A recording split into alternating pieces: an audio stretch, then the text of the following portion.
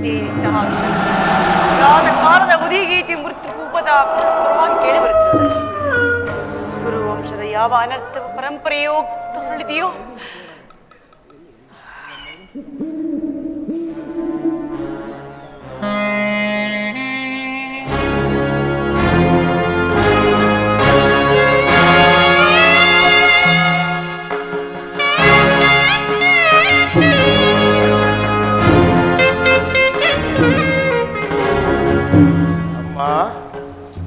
ಅಮ್ಮ, ಏನಿದು? ಈ ದಿನ ಮಾತೆಯ ರೀತಿಯೇ ಬೇರೆ ಆಗಿರುವುದಲ್ಲ. ಯುದ್ಧಕ್ಕೆ ಹೊರಟಿರುವ ನಾನು ಆಶೀರ್ವಾದವನ್ನು ಕೇಳಿದರೆ ಆಶೀರ್ವದಿಸಳೋ ಅಥವಾ ಶಪಿಸುವಳೋ ಕಾಣೆನಲ್ಲ.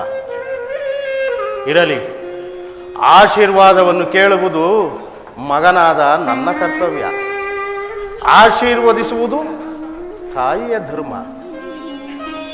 ಅಮ್ಮ, ಅಮ್ಮ. ಬಾ ಕುಮಾರ, ನಿನ್ನ ಸಲುವಾಗಿ ಕಾತರಳಾಗಿದ್ದೀರ. ರಾತ್ರಿ ಎನ್ನುವ ನಿದ್ರೆ ಇಲ್ಲ, ಬೆಳಕು ಹರಿಯುತ್ತಲೇ ದುರ್ನಿಮಿತ ಪರಂಪರೆಗಳು. ಬಾವತ್ಸ, ನನ್ನೆದುರಿನಲ್ಲಿ ಮೊಣಕಾಲೂರಿ ಕುಳಿತುಕೋ. ಈ ನನ್ನ ಭದ್ರ ಹಸ್ತದಿಂದ ನಿನ್ನ ಮಸ್ತಕವನ್ನು ಒಂದು ಬಾರಿ ಸ್ಪರ್ಶಿಸುವೆನು. ಬಾ ಕುಮಾರ.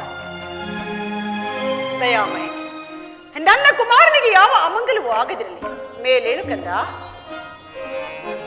ಅಮ್ಮ, ನಾನು ಈ ದಿನ ಯುದ್ಧಕ್ಕೆ ಹೊರಟಿರುವೆನು. ನನ್ನನ್ನು ಆಶೀರ್ವದಿಸುತ್ತಾಯಿ. ಯುದ್ಧ? ಇದೆಂತಹ ಕೆಟ್ಟ ಸುದ್ದಿ ಕುಮಾರ. ನಿನಗೆ ಯುದ್ಧಕ್ಕೆ ಅನುಜ್ಞೆಯನ್ನು ಕೊಟ್ಟವರಾರು? ಅಮ್ಮ, ಈ ಬಾಹುಗಳಲ್ಲಿ ಶಕ್ತಿ ಇರುವವರೆಗೂ ಈ ದುರ್ಯೋಧನನು ಯಾರ ಸಹಾಯವನ್ನು ಬೇಡುವುದಿಲ್ಲ ತಾಯಿ. ಕುರುಕ್ಷೇತ್ರ ಯುದ್ಧದಲ್ಲಿ ನಮ್ಮ ಸೈನ್ಯವು ಸಮ್ಮಿಳಿತವಾಗಿರುವುದು ನಿನಗೆ ತಿಳಿದಿರಬಹುದು. ಆದರೆ ಅದು ನಿನ್ನ ಡಾಂಬಿಕ ಪ್ರದರ್ಶನದ ಪರಮಾವಧಿ ಎಂದರು ಪಾಂಡವರನ್ನು ಹೆದರಿಸಲು ಹೂಡಿದ ತಂತ್ರವೆಂದು ಭಾವಿಸುತ್ತೇನೆ. ಸ್ನೇಹ, ವಾತ್ಸಲ್ಯ, ಪ್ರೀತಿಗೆ ತಿಲಾಂಜಲಿಯನ್ನು ಬಿಟ್ಟು ಈ ಘನಘೋರ ಯುದ್ಧಕ್ಕೆ ಆಹ್ವಾನ ಕೊಡುತ್ತಿರುವೆ ಎಂದು ಮಾತನಾಡ ತಿಳಿದಿರಲಿಲ್ಲ ಕುಮಾರ. ಅಮ್ಮ, ಯುದ್ಧವು ಕ್ಷತ್ರಿಯನ ಧರ್ಮ. ಯುದ್ಧವು ಮನುಷ್ಯನ ನಾಶ, ನೀತಿಯ ಪ್ರಳಯ, ಧರ್ಮದ ಮಹಾವಿಫಲ. ಈ ಜಗತ್ತನ್ನು ನಿರ್ಮಿಸಿದ ವಿಧಾತನು ಯುದ್ಧವನ್ನು ನಿರ್ಮಿಸಲಿಲ್ಲ. ಹಸಿಯನಾಂದಾದ ಮಾನವನು ತನ್ನ ಕಲಿಸಿದ ಚಿತ್ತದಿಂದ ಕಡಿದು ತೆಗೆದ ಕಾಳ ಕೂಡುವುದು ಕುಮಾರ. ದರಿದ್ರ ಭಿಕ್ಷುಕಿಯಂತೆ ಗೃಹ ದ್ವಾರದಲ್ಲಿ ಕೈ ಜೋಡಿಸಿ ನಿಂತಿರುವ ಶಾಂತಿಯ ಮೂರ್ತಿ ನಿರಾಕರಿಸಿ ಘನಘೋರ ಯುದ್ಧಕ್ಕೆ ಆಹ್ವಾನ ಕೊಡಬೇಡ. ನಿಲ್ಲಿಸು ಕುಮಾರ, ಈ ಯುದ್ಧವನ್ನು ನಿಲ್ಲಿಸಿಬಿಡು. ಅಮ್ಮ, ಈ ಅಪೌರುಷದ ಮಾತುಗಳನ್ನು ಕೇಳಿ ಕೇಳಿ ನಾನು ಬೇಸತ್ತಿರುವೆನು. 100 ಜನ ವೀರ ಪುತ್ರರನ್ನು ಹೆತ್ತ ವೀರ ಮಾತೆಯಾದ ನೀನು ಒಂದಲ್ಪದ ಯುದ್ಧದ ವಿಚಾರವಾಗಿ ಇಷ್ಟೊಂದು ಕಾತುರವಾಗಿರುವ ಏಕೆ ಅಮ್ಮ? ಯುದ್ಧವು ಕ್ಷತ್ರಿಯನ ಧರ್ಮ. ನಾನು ಆ ಧರ್ಮವನ್ನು ಪಾಲಿಸುವೆನು. ನನಗೆ ಆಜ್ಞೆಯನ್ನು ಕೊಡುತ್ತಾಯಿ. ಚಲಬೇಕೆ ಕುರುನಂದನ ಚಲದಾದಿರೇಕವೇ ಕುರುವಂಶಧಮನ. ಚಲಬೇಕೆ ಕುರುನಂದನ.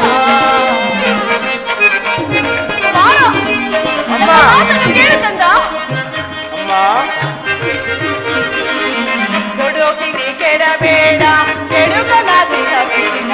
ದುಡುಕಿನಿ ಕೆಡಬೇಡ, ಕೆಡುಕನಾದಿಸಬೇಡ.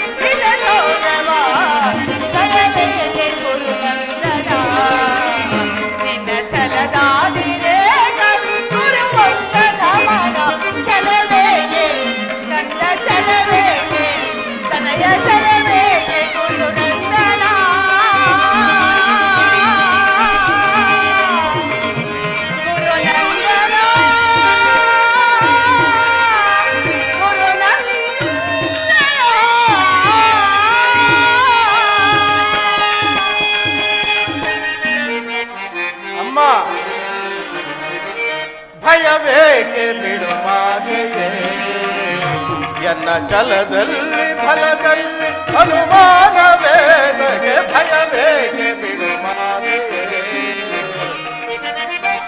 ಅಮ್ಮ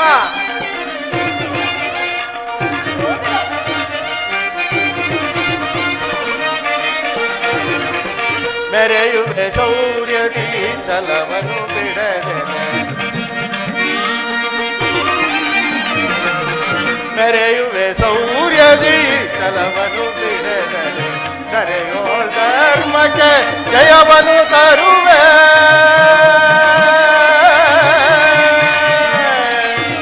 ಅಮ್ಮ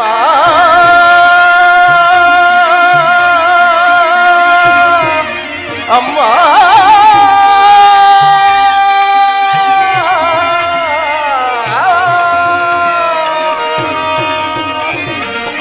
ಕರೆಯೋ ಧರ್ಮಕ್ಕೆ ಜಯವನ್ನು ತರುವೆ ಕರೆಯೋ ಧರ್ಮಕ್ಕೆ ಜಯವನ್ನು ತರುವೆ ದುರುಳ ಪಾಂಡವರನ್ನು ಕಣದೊಳು ಬಲಿ ಕೊಡುವೆ ಅಮ್ಮ ದುರುಳ ಪಾಂಡವರನ್ನು ಕಣದೊಳು ಬಲಿ ಕೊಡುವೆ ಘನತರ ಶೌರ್ಯದಿ ಮೆರೆಯುತ್ತಲಿರುವೆ ಘನತರ ಶೌರ್ಯದಿ ಮೆರೆಯುತ್ತಲಿರುವೆ ಭಯವೇಕೆ ಬಿಡು ಮಾತೆಯೇ ಎನ್ನ ಛಲದಲ್ಲಿ ಫಲದಲ್ಲಿ ಅನುಮಾನವೇದಕ್ಕೆ ಭಯವೇಕೆ ಬಿಡು ಮಾತೆಯೇ ಅಮ್ಮ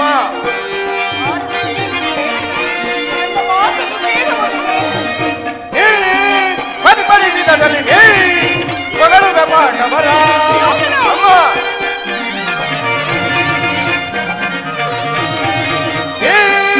ಪರಿಪರಿವಿಧದಲ್ಲಿ ಮಗಳುವೆ ಪಾಂಡವರ ಸಾಕು ನಿನ್ನ ನೀತಿ ಬೋಧೆ ಸಾಕು ನಿನ್ನ ನೀತಿ ಬೋಧೆ ಧರೆಯಳಿಗೆ ಗುರುಪತಿಗೆ ಸಮರಿಗರ ಭಯವೇಕೆ ಬಿಡು ಮಾತೆಯೇ ಎನ್ನ ಛಲದಲ್ಲಿ ಬಲದಲ್ಲಿ ಅನುಮಾನವೇದಕ್ಕೆ ಭಯವೇಕೆ ಅಮ್ಮ ಭಯವೇಕೆ ಜನನಿ ಭಯವೇಕೆ ಬಿಡು ಮಾತೆಯೇ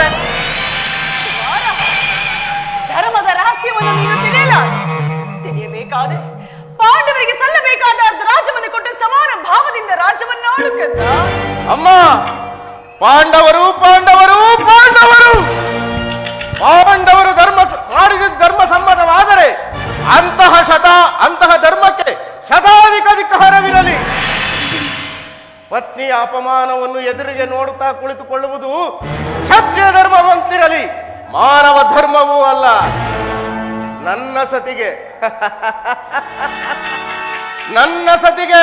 ನನ್ನಂತಃಪುರದ ಒಬ್ಬ ಸಾಮಾನ್ಯ ಸ್ತ್ರೀಯರಿಗೆ ಇಂಥ ಅಪಮಾನವಾಗಿದ್ದರೆ ನಾನೇನು ಮಾಡುತ್ತಿದ್ದೆನು ಬಲ್ಲೆಯ ತಾಯಿ ಏನು ಮಾಡುತ್ತಿದ್ದೆ ಪರಬಂಧನವನ್ನೇ ನಿರಾಕರಿಸಿ ಸಮಗ್ರ ಪೃಥ್ವಿಯೇ ನನ್ನ ಎದುರಿಗೆ ಪ್ರತಿಕಕ್ಷೆಯಾಗಿ ನಿಂತಿದ್ದರೂ ಲೆಕ್ಕಿಸದೆ ಆ ಅಪಮಾನದ ಪ್ರತಿರೋಧವನ್ನು ಮಾಡುತ್ತಿದ್ದೆನು ಆ ಪಾಂಡವರು ಮಾಡಿದುದು ಏನು ಒಬ್ಬ ನಿಸ್ಸಾಯಕನಾದ ಹೇಳಿ ಒಬ್ಬರಂತ ತಾಟಸ್ಥ್ಯ ಭಾವ ಅವರು ಭರತ ವಂಶದ ಕಳಂಕ ಸ್ವರೂಪರು ಅವರನ್ನು ಸಮೂಲನವಾಗಿ ನಾಶ ಮಾಡಿ ನಮ್ಮ ಸಂತನು ದುಷ್ಯಂತಾದಿ ಪೂರ್ವಜರ ಪುಣ್ಯ ಸ್ಮೃತಿಯನ್ನು ದುಷ್ಕೀರ್ತಿ ಕಳಂಕದಿಂದ ಉದ್ಧಾರ ಮಾಡುವುದೇ ಈ ಯುದ್ಧದ ಉದ್ದೇಶ ನಾನದರ ಸಲುವಾಗಿ ದೀಕ್ಷಾಬದ್ಧನಾಗಿರುವೆನು ನನ್ನನ್ನು ಆಶೀರ್ವದಿಸುವ ಜನನಿ ಹಿಂಸೆಗೆ ಗಾಂಧಾರಿಯ ಶುಭ ಕಾಮನೆಗಳು ನಿನಗೆ ಅಷ್ಟೊಂದು ಅವಶ್ಯಕತೆ ಹೊಂದಲಾರೆ ನೀನದರ ಹೊಂದಲಾರೆ ಕುಮಾರ ಹೋಗು ಅಮ್ಮ ಮಾತೃವಾಕ್ಯವನ್ನು ತಿರಸ್ಕರಿಸಿದ ಶಾಪವು ನನಗೆ ಕಟ್ಟಿಟ್ಟ ಬುದ್ಧಿಯಾದರೂ ಸರಿಯೇ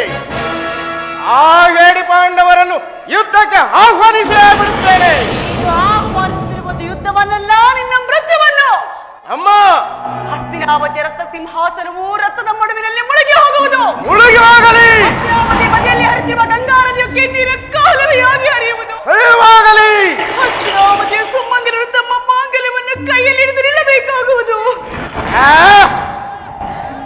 ಕುಮಾರ ನೀನೇನು ಮಾನವನೋ ಇಲ್ಲ ದಾನವನೋ ಅಮ್ಮ ಈ ಕ್ಷಣದಿಂದ ನಾನು ಮಾನವಲ್ಲ ಮಹಾನ್ ದುರ್ದಾನವ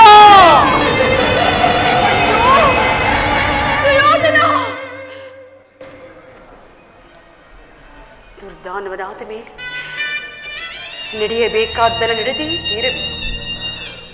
ಯುದ್ಧಕ್ಕೆ ಹೊರಟಿರುವ ಮಗನನ್ನು ಆಶೀರ್ವದಿಸಿ ಕಳಿಸಿಕೊಡುವುದು ಹೆತ್ತ ತಾಯಿಯಾದ ನನ್ನ ಕರ್ತವ್ಯ. ನನ್ನ ಕರ್ತವ್ಯ. ಬಾ ಕುಮಾರ, ಯುದ್ಧಕ್ಕೆ ಹೊರಟಿರುವ ನಿನ್ನನ್ನು ಆಶೀರ್ವದಿಸಿ ಕಳಿಸಿಕೊಡಬೇಕು. ಬಾ ವತ್ಸ, ನನ್ನೆದುರಲ್ಲಿ ಮೊಣಕಾಲೂರಿ ಕುಳಿತುಕೊ. ದಯಾಮಯ, ಈ ಗಾಂಧಾರಿ ಅಗ್ನಿಮಯ ಸ್ಪರ್ಶದಿಂದ ಒಂದು ಹುಲ್ಲು ಕಡ್ಡಿಯೋ ವಜ್ರಾಯುಧಕ್ಕಿಂತ ಕಠಿಣವಾಗಲಿ.